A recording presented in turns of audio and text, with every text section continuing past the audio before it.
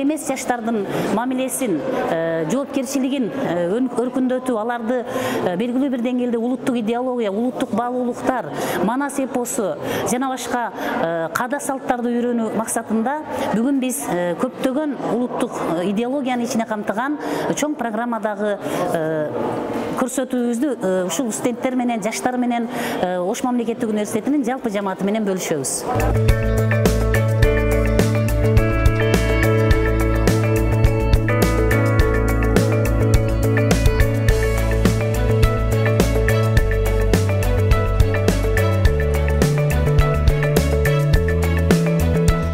Бул концертте Кыргыз элинин улуттук бии ырларын, улуттук көргөзмөлөрүн көрүп отурабыз.